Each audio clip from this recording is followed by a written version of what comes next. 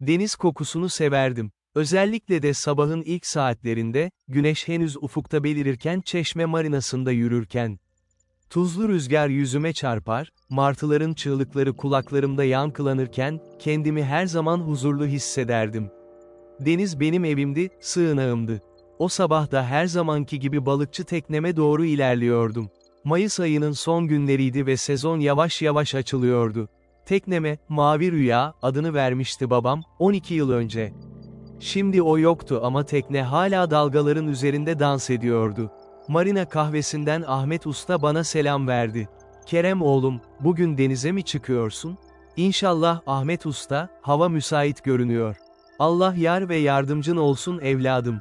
Babana çok benziyorsun, Allah rahmet eylesin." Her "baban" kelimesini duyduğumda içim sızlıyordu hala. 10 yıl geçmişti ama sanki dün gibi. O fırtınalı gece, kıyıya hiç dönmeyen tekne, haftalarca süren arama çalışmaları. Hiçbir iz bulunamamıştı. Düşüncelerime dalmışken postanemden çıkan yaşlı Fehmi amca bana seslendi. "Kerem, Kerem oğlum, dur bakalım." Bir dakika, nefes nefese koşuyordu. Elinde sararmış, köşeleri yıpranmış bir zarf vardı. Zarfın kağıdı o kadar eskiydi ki dokunduğumda kırılacak gibi geldi. "Bu mektup sana gelmiş evladım. Ama garip bir şey var, posta pulu yok üzerinde. Damga da yok. Biri kapının altından atmış olmalı, bu sabah erken buldum. Kim bilir ne zamandır oradaydı." Zarfı elime aldığımda tuhaf bir his kapladı içimi. Sanki yılların ötesinden gelen bir dokunuş gibiydi. Kağıt kalitesi eski, belki de yüzyıllıktı. Üzerinde sadece adım yazıyordu. Eski harflerle, mürekkep kalemleriyle, "Kerem Denizci'ye şahsen." "Teşekkürler Fehmi amca," dedim. Merakım had safhadaydı. Teknemin güvertesine oturup zarfı dikkatlice açtım. İçinden bir harita çıktı. Ama sıradan bir harita değil. Elle çizilmiş, kahverengi mürekkeplerle yazılmış, üzerinde Yunan harfleri, pergel işaretleri, derinlik ölçümleri ve en önemlisi, Ege'de adını daha önce hiç duymadığım küçük bir ada, Eremia. Haritanın sağ alt köşesinde, dikkatlice katlanmış bir not kağıdı daha vardı. Açtığımda eski Türkçe ile yazılmış bir metin gördüm. Okumakta zorlandım ama yavaş yavaş çözmeye başladım. "Oğlum Kerem, eğer bu mektubu okuyorsan, demek ki zamanı gelmiş. 10 senelik bir yolculuğun sonuna geldim ve sana bırakacak en değerli şey bu harita. Senin macera ruhu, merak dolu gözlerin ve cesaretin olduğunu her zaman biliyordum." 1821 yılı, Rum isyanı. Kaptan Yorgo, aslında bir Ortodoks papazıydı ama savaş zamanlarında gemilere kumanda etti. Konstantinopolis'ten, yani İstanbul'dan, değerli eserler çaldı. Bunlar arasında Bizans İmparatorluğu'na ait ikonlar, altın haçlar ve tarih kitaplarında kaybolmuş hazineler var. Yorgo, isyan bastırılınca hazineyi Eremia adasında sakladı. Ama adayı kimse bulamadı. Çünkü Eremia, sadece dolunayda, suyun en sakin olduğu anlarda görünür. Bu küçük kaya formasyonu, çoğu zaman dalgaların altında kalır. Senelerce bu hazineyi aradım. En sonunda ipucunu buldum ama çok geçti. Hayatımın son gecesinde, o fırtınada, hazineyi bulamadım ama haritayı tamamladım. Şimdi sıra sende. Suyun 7 kulaç derinliğinde, kara kayanın gölgesinde. Cesur ol oğlum, ama dikkatli de ol. Her hazine bir bedel ister. Hep seninle, 500. Ali Denizci, baban. Ellerim titriyordu. Gözyaşlarım kağıda düştü. Babam, 10 yıl sonra, ölümünden 10 yıl sonra, bana bir mesaj bırakmıştı. Ve sadece bir mesaj değil, bir miras. Bir son görev. "Baba," diye fısıldadım denize bakarak. "Bulacağım. Senin bulamamı istediğin o hazineyi bulacağım." İlk 3 gün boyunca deli gibi araştırma yaptım. Marinada balık tutmayı bile unuttum. Esnaflar, "Kerem delirdi mi acaba?" diye fısıldaşmaya başlamışlardı. Çeşme kütüphanesindeki tüm tarihi kayıtları taradım. Sonra İzmir'e gittim, oradan Ege Üniversitesi'ndeki denizcilik tarihçisi doçent. Doktor Mehmet Bey'i buldum. "Eremia adası mı?" diye sordu, gözlüklerini düzelterek.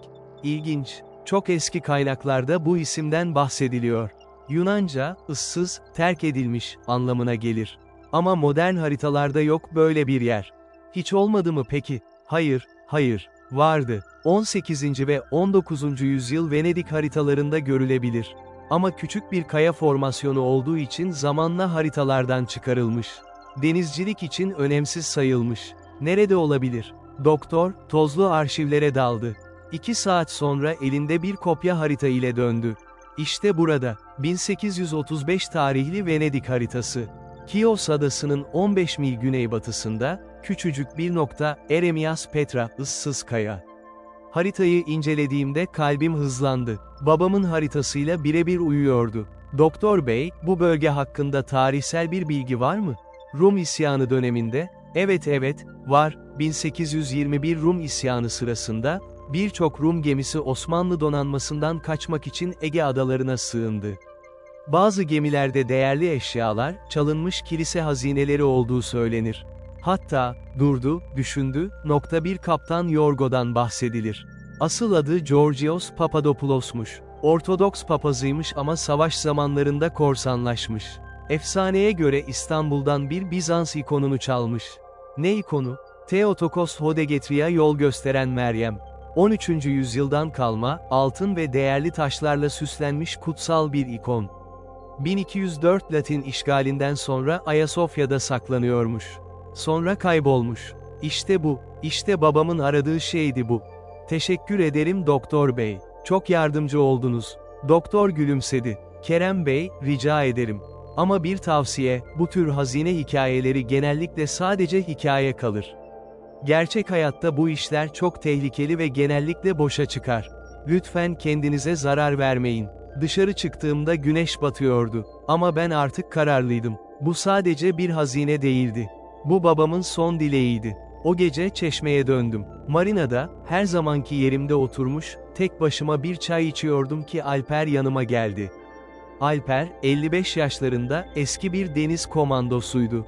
Sağ kolunda bir hançer dövmesi, yüzünde sayısız maceranın izleri vardı. Emekli olduktan sonra Çeşme'ye yerleşmiş, küçük bir yelkenli ile geziniyordu. Kerem, dedi oturarak, 3 gündür seni görmüyorum marinada. Her gün İzmir'e gidip geliyormuşsun. Suratına bakıyorum da, ya büyük bir belada ya da büyük bir işin peşindesin. Ona güvenirdim. Babam da güvenirdi. Haritayı masaya serdim. Gözleri büyüdü. Haritayı eline aldı, detaylı inceledi. Sonra bana baktı. Kerem, bu gerçek mi? Evet, babamdan. Ali Bey, demek onun son mektubuydu bu. Sesi titredi. Biliyordum. O gece, fırtınada, bir şey peşindeydi. Ama ne olduğunu söylemedi. Kerem büyüdüğünde anlayacak, demişti. Sen mi verdin mektubu Alper abi? Başını salladı. Evet, 10 yıl bekledim. Babacığın bana emanet etmişti. Oğlum hazır olduğunda ver, demişti. Ve şimdi hazırsın. Gözyaşlarımı tutamadım. Alper elini omzuma koydu. İşte bu yüzden seni seviyorum Kerem.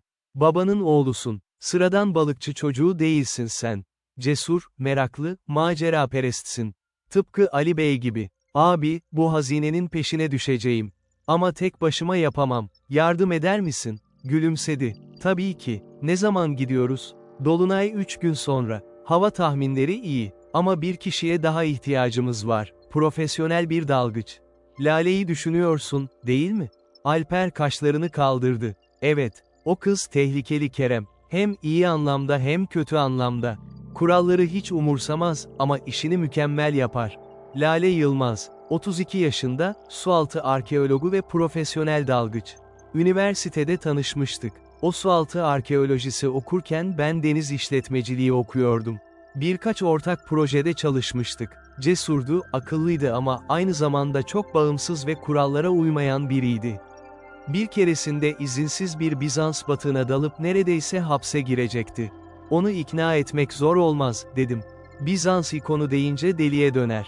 Alper güldü. Öyleyse yarın konuş onunla. Ben ekipmanları hazırlarım. Ertesi sabah, Alaçatı'daki küçük dalış merkezinde Lale'yi buldum. Ekipmanlarını temizliyordu. Kerem, ne sürpriz, dedi, gülerek. Siyah dalış elbisesi hala ıslaktı. Yine mi balık tutamıyorsun, yardım mı lazım? Şaka yapma Lale. Seninle ciddi bir konu hakkında konuşmam gerek. Ciddiyetimi görünce duraksadı. Tamam, içeri gel. Ofisinde, haritayı masaya serdim. Babamın mektubunu okudum. Tüm araştırmalarımı anlattım. Lale dinlerken gözleri parladı. Tarihçi tarafı devreye girmişti. Theotokos Hodegetria, diye fısıldadı. İnanılmaz. Eğer bu gerçekse, bu yüzyılın en büyük arkeolojik keşfi olur. Gerçek. Babam yalan söylemezdi. Ama Kerem, dedi, ciddi bir ifadeyle. Bu Yunan karasularında, izinsiz dalış yapmak uluslararası bir suç. Yakalanırsak hapsi boylarız. Biliyorum, ama babamın son arzusu bu. Riski almaya hazırım. Lale uzun uzun düşündü. Sonra gülümsedi. Ne zaman gidiyoruz? Yarın gece. Dolunay. Ekipmanlar. Alper hazırlıyor. Tamam, ben de sualtı sonar ve fotoğraf ekipmanı getiririm. Ama bir şartım var. Nedir? Eğer o ikonu bulursak, doğru yere teslim edeceğiz. Satmayacağız, kaçırmayacağız. Belgeleyeceğiz ve yetkililere bildireceğiz. Anlaştık mı? Elimi uzattım. Anlaştık. Kalan 1,5 gün, yoğun hazırlıklarla geçti. Alper, mavi rüyayı baştan sona kontrol etti. Motor, GPS, radar, telsiz, her şey mükemmel çalışmalıydı. Lale, dalış ekipmanlarını getirdi. 2 takım tüp, düzenleyiciler, sualtı fenerleri, underwater sonar cihazı, sualtı kamera ve acil durum ekipmanları. Ben de rotayı planladım. Çeşmeden çıkacak, Kios'un güneyinden dolaşacak, Yunan sahil güvenliğinin radar menzilinin dışında kalacaktık. Eremia adasına gece yarısı ulaşacaktık, dolunayın en parlak olduğu saatte. O akşam, üçümüz mavi rüyanın güvertesinde oturduk. Alper bira içiyordu, Lale çay, ben de sadece denizi izliyordum. Biliyorsunuz, dedi Alper, bunca yıl askerlikte pek çok tehlikeli görev yaptım. Ama bu kadar heyecanlı olmamıştım uzun zamandır. Lale güldü. Ben de, üniversitede öğretmenlik yapıyorum, öğrencilere, illegal dalış yapmayın, diyorum. Ama şimdi kendim yapacağım. Babam da böyle miydi, diye sordum Alper'e. Maceraperest, tehlikeyi seven, Alper başını salladı. Ali Bey, denizin en iyi çocuklarından biriydi. Ama sadece balıkçı değildi, aynı zamanda bir rüya avcısıydı. Hep, denizin derinliklerinde unutulmuş hikayeler var, derdi. Ve sonunda kendi hikayesini aramaya gitti. O gece ne oldu Alper abi? Fırtına gecesi, Alper derin bir nefes aldı. Hava kötüydü, herkes limandaydı. Ama Ali Bey denize çıktı. Bir ipucum var, demişti. Sabaha kadar geri dönmedi. Sahil güvenlik aradı, 3 hafta sürdü aramalar.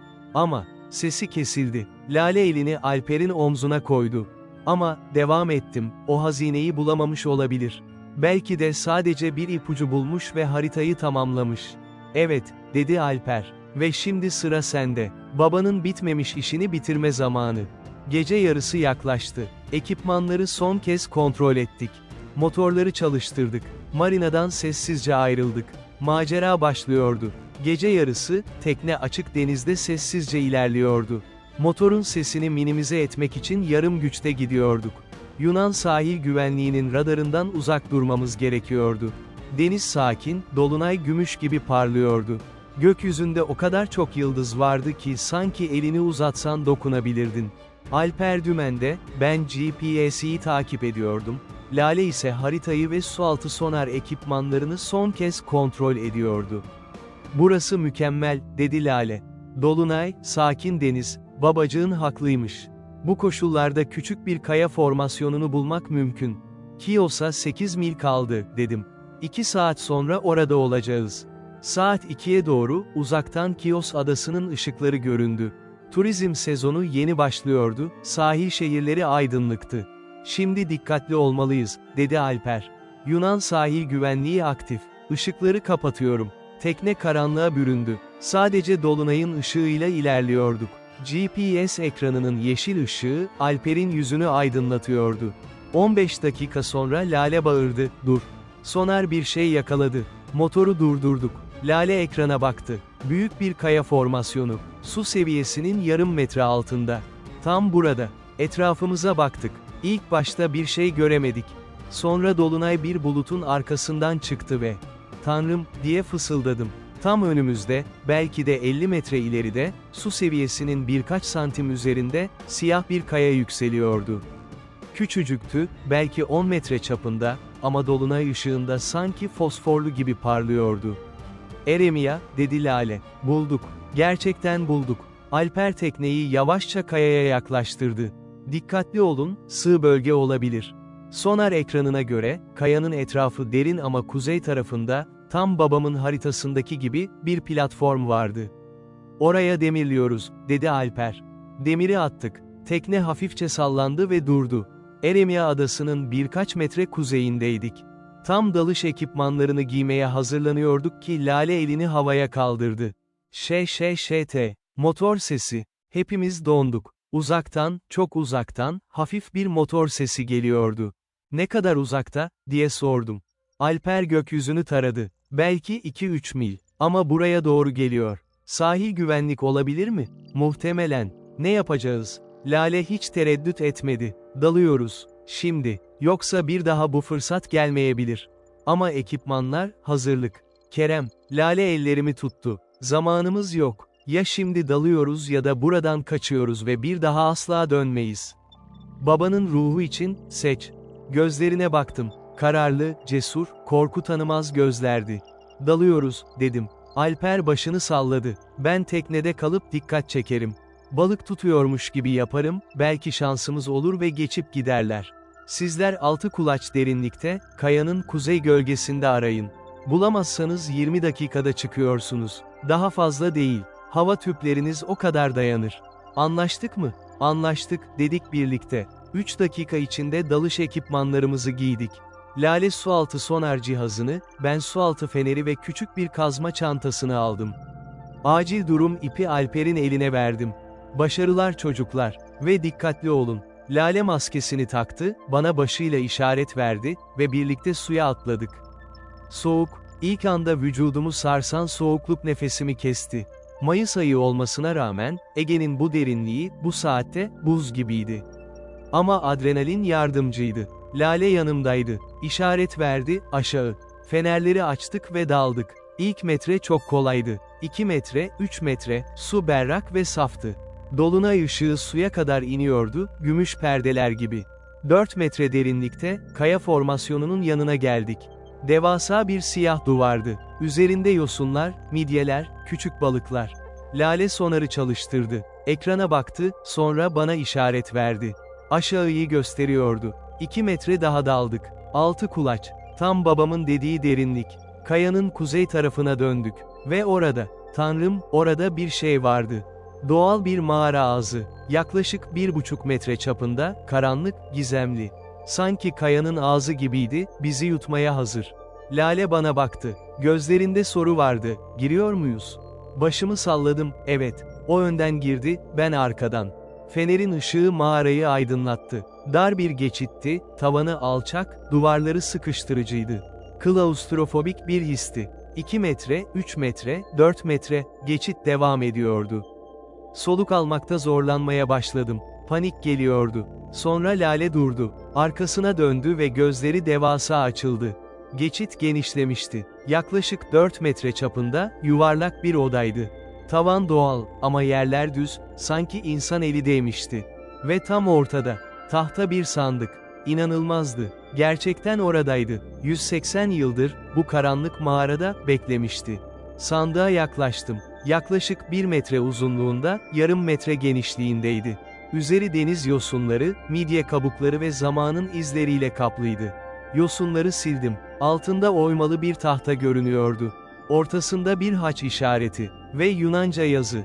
Kalbim çılgınca atıyordu. Lale yanıma geldi. Birlikte sandığı inceledik. Kilit paslanmıştı ama sağlamdı. Kazma çantamı açtım. Küçük bir levyeyi kilidin arasına soktum.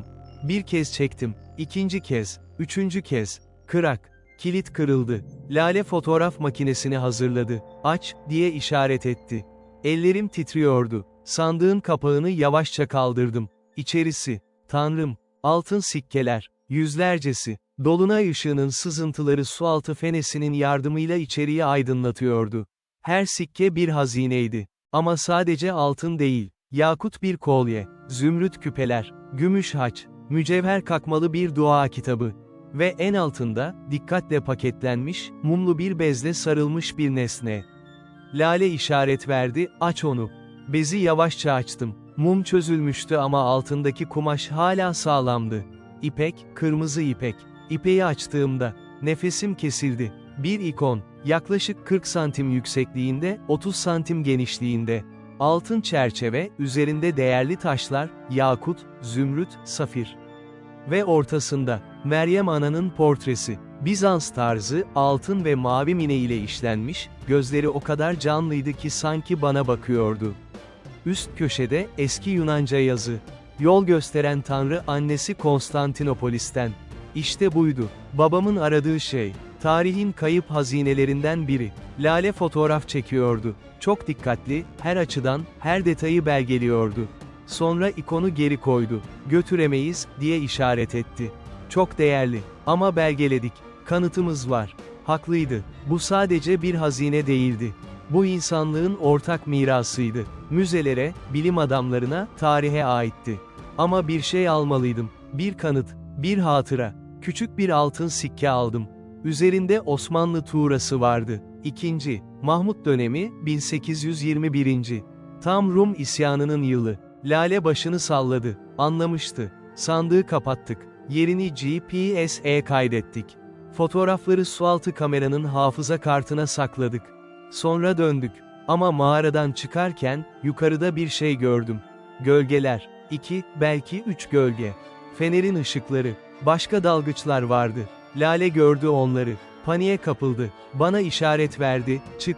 Hemen. Mağaradan dışarı fırladık. Yukarıda 3 dalgıç vardı. Profesyonel ekipmanlar, güçlü fenerler. Sahil güvenlik dalgıçları olmalıydı. Aşağı iniyorlardı. Kaçmamız gerekiyordu. Ama nereye? Denizin ortasındaydık. Lale düşündü. Sadece 2 saniye. Sonra harekete geçti. Dalış çantasından küçük bir tüp çıkardı. İşaret füzesi. Sualtı işaret füzesi. Kapağı açtı ve suya saldı. Kırmızı duman baloncuklar oluştu. Yoğun, kesif, görüşü tamamen kapattı. Dalgıçlar bizi göremez hale geldi. 100 diye işaret etti. Yukarı doğru çıktık. Hızlı ama kontrollü. Çok hızlı çıkarsak dekompresyon hastalığına yakalanırdık. 2 metre kaldığında yüzeyi gördüm. Dolunay ışığı su yüzeyinde dans ediyordu. Kafamı çıkardım. Hava, akciğerlerim dolu dolu soluk aldı. Lale de çıktı. Tekneye, hızlı, yüzdük. 5 metre, 10 metre. Mavi rüya oradaydı. Alper hazırdı. Motor çalışıyordu. Bizi gördüğünde halatı uzattı. Atla, haydi. Tekneye tırmandık. Ekipmanlarımızı çıkarmadık bile, öyle ıslak, nefes nefese güverteye yığıldık. Alper gaza bastı. Motor kükredi ve tekne ileri fırladı. Arkamızda, sahil güvenlik teknesi belirdi. Büyük, hızlı, spot ışıkları her yeri tarıyordu. Yakalanacağız, diye bağırdım. Hayır, dedi Alper soğukkanlılıkla. Tutun şimdi. Dümen başına geçti ve ani bir manevra yaptı. Tekne sağa döndü, neredeyse yan yattı, sonra tekrar düzeldi. Sahil güvenlik teknesi büyüktü ama ağırdı. Ani dönüşlerde yavaşlıyordu. Alper Ege'yi avucunun içi gibi biliyordu. Kios kıyısındaki kayalıklardan geçti. Dar bir boğazdan süzüldük. Büyük tekne arkamızdan gelemedi, yavaşlamak zorunda kaldı. Şimdi, dedi Alper. Gazı sonuna kadar koydu. Tekne uçtu. Dalgaları yararak, dolunay ışığında, açık denize fırladık. 1 saat süren bir kovalamaca. Ancak Alper'in deneyimi ve teknenin çevikliği sayesinde nihayet kurtulduk. Türk karasularına girdik. Sahil güvenlik teknesi sınırda durdu ve geri döndü. Güneş doğuyordu. Gökyüzü pembe, mor, turuncuya boyanıyordu. Üçümüz de yorgun, ıslak ama hayattaydık. Tekne çeşmeye yaklaştı. Marina görüldü. Normal hayata dönüyorduk. Ama artık hiçbir şey eskisi gibi olmayacaktı. Peki, dedi Alper nefes nefese, motoru yavaşlatarak. Buldunuz mu? Lale gülümsedi. Yorgunluktan gözleri kapanıyordu ama mutluydu. Dalış çantasını açtı. İçinden bir şey çıkardı. Bir altın sikke. Parlak, eskimiş ama hala güzel. Üzerinde 2. Mahmud'un tuğrası. Ve bir hafıza kartı. Sualtı kameranın hafıza kartı. İşte kanıt, dedi. Hazine orada. Belgeledik. Yüzlerce fotoğraf. İkonunda detaylı görüntüleri var. Bana kartı uzattı. Ama Kerem, sıra sende. Ne yapacağız? Bu bizim kararımız. Sikkeyi elime aldım. Ağırdı, soğuktu. Babamın 10 yıl önce dokunduğu, aradığı şeydi bu. Denize baktım. Güneş yükseliyordu, martılar uçuyordu, dalgalar dans ediyordu. Babamı düşündüm. 10 yıl boyunca aradığı bu hazineydi. Hayatını verdiği son görevdi. Hazine orada kalmalı, dedim sonunda. Yunan sularında. Biz götüremeyiz. Hukuken yanlış olur. Ama, Lale devam etti, ama belgeledik. UNESCO'ya bildiririz. Türk ve Yunan makamlarıyla iletişime geçeriz. Ortak bir arkeolojik çalışma başlatırlar. Ve ikon, diye sordu Alper. İkon insanlığa aittir, dedim. Bir müzede sergilenmelidir. İstanbul'da, Atina'da, fark etmez. Önemli olan korunması ve insanların görebilmesi. Lale başını salladı. Doğru karar. Babanla gurur duyardım. Alper gülümsedi. Elini omzuma koydu. Ali Bey, oğlunla çok gurur duyardı. Cesursun, onurlusun, akıllısın. Hazineyi buldun ama açgözlü olmadın. İşte gerçek hazine bu. Gözyaşlarım akmaya başladı. Artık tutamıyordum. Bu sikke, diye sordu Lale nazikçe. Elime baktım. Küçük altın sikke, güneş ışığında parlıyordu. Bu bende kalacak. Bir hatıra. Babanın son hediyesi. Ama değerini biliyorum. Bu sadece altın değil. Bu bir baba-oğul hikayesi. Bu bir miras. Marina'ya yanaştık. Balıkçılar iş başında, kahveler açılmış, normal hayat devam ediyordu. Ama bizim için her şey değişmişti. UNESCO'ya detaylı raporumuzu gönderdik. Fotoğraflar, GPS koordinatları, haritalar, tüm bulgular. Lale bilimsel raporu hazırladı, ben de babamın mektubunu ve haritasını ekledim. Bir hafta sonra yanıt geldi. Olağanüstü bir keşif, dediler. Türk ve Yunan makamlarına bildirdiler. Bir ay sonra, Türk ve Yunan arkeoloji ekipleri ortak bir operasyon başlattı. UNESCO gözetiminde Eremya hazinesi çıkarıldı. Televizyonda canlı yayınlandı. Tüm dünya izledi. Sandık sudan çıkarıldığında kalbim hızla attı. Babamın rüyası gerçekleşiyordu. İkon, o muhteşem Theotokos Hodegetria. Su yüzüne çıktığında tüm dünya nefesini tuttu. 800 yıllık bir eser, kaybolmuş bir hazine, nihayet bulunmuştu. 3 ay sonra, bir davet geldi. İstanbul, Ayasofya Müzesi. İkon'un açılış sergisi. Lale, Alper ve ben birlikte gittik. Müze doluydu. Yüzlerce insan, tarihçiler, gazeteciler, meraklılar. Ve orada, özel bir cam bölmede, spot ışıklarla aydınlatılmış, duruyordu. Theotokos Hodegetria yol gösteren Tanrı annesi. Konstantinopolis, 13. yüzyıl. Keşfeden, Ali Denizci anısına, oğlu Kerem Denizci. Gözlerim doldu. Babamın adı oradaydı. Sonsuza kadar. Müze müdürü konuşma yaptı. Bu hazine, iki ülke arasında dostluk köprüsü oldu. Türkiye ve Yunanistan, ortak tarihimizi korumak için işbirliği yaptı. Ve bu genç adam, bana baktı, babası vefat etmesine rağmen, doğru olanı yaptı. Hazineyi çalmadı, dünyayla paylaştı. Alkışlar yükseldi. Sonra bana bir plaket verdiler. Uluslararası Kültür Mirası Koruma Ödülü. Reddettim. Lütfen, dedim. Bu ödülü babamın adına, denizde hayatını kaybeden tüm denizciler adına kabul ediyorum. Ama ödülü satmak istiyorum. Gelirini, deniz kazalarında ailelerini kaybedenlere yardım fonuna bağışlıyorum. Müze direktörü gülümsedi. Daha iyi bir fikrim var. Ödülü saklayın. Ama sizin adınıza bir fon kuruyoruz. Ali Denizci Hatıra Fonu. Deniz kazası mağdurlarına yardım edecek. Öyle oldu. 3 yıl sonra. Şimdi, hala Çeşme'deyim. Hala balıkçılık yapıyorum. Mavi Rüya hala dalgaların üzerinde dans ediyor. Ama artık sadece balıkçı değilim. Ali Denizci Hatıra Fonu'nun yöneticisiyim. Her yıl, onlarca aileye yardım ediyoruz. Deniz kazalarında yakınlarını kaybedenlere, yaralı denizcilere, yetim kalan çocuklara. Babamın ruhu yaşıyor. Sadece bir isim değil, bir umut oldu. Lale, o artık İstanbul Üniversitesi'nde profesör. Ege Bölgesi Sualtı Arkeolojisi Kürsüsü'nün başkanı. Bizans üzerine 3 kitap yazdı. Hala ara sıra görüşüyoruz. Bazen birlikte dalışa çıkıyoruz. Ama artık izinli, legal, bilimsel dalışlar. Geçen ay bana bir mesaj attı, Kerem, yeni bir batık bulduk. Osmanlı dönemi, yardım eder misin? Tabii ki yardım ettim. Alper, o hala Çeşme'de. Artık tam emekli. Kendi teknesini almış, Cesur Denizciler Okulu adıyla gençlere denizcilik öğretiyor. 15 yaşından 25'e kadar, yüzlerce genç eğitti. Bir sonraki Ali Denizci'yi yetiştireceğim, diyor gülerek. Belki senin oğlun olur kim bilir. Ben mi? Henüz evli değilim ama, belki bir gün. Marina kahvesinde çalışan Elif var, güzel, akıllı, denizi seven. Bakalım. Bugün yine dolunay. Tıpkı 3 yıl önceki gibi. Mavi rüyanın güvertesinde oturuyorum, çay içiyorum, denizi izliyorum. Cebimde hala o altın sikke var. Her zaman taşırım. Bazen çıkarıp bakıyorum. İkinci, Mahmud'un tuğrası parlıyor. Babamı düşünüyorum. Şimdi nasıl olurdu? Gurur duyar mıydı? Duyardı, diyorum kendi kendime. Kesinlikle duyardı. Bir şey cebimde daha var. Bu sabah postanemde bulduğum bir zarf. Yine posta pulsuz, yine gizemli. İçinde bir harita var. Elle çizilmiş. Eski mürekkep. Kıbrıs'ın kuzeyinde, bilinmeyen bir koy. Ve bir not. Sevgili Kerem, babanın yolunu tamamladın. Şimdi kendi yolunu bul. Bu harita, yeni bir başlangıç. Yeni bir macera. Seninle her zaman. Bir arkadaş. Kim gönderdi bilmiyorum. Lale mi? Alper mi? Yoksa, belki de babam. Belki de ruhu hala buralarda, bana yol gösteriyor. Haritayı açıyorum, inceliyorum.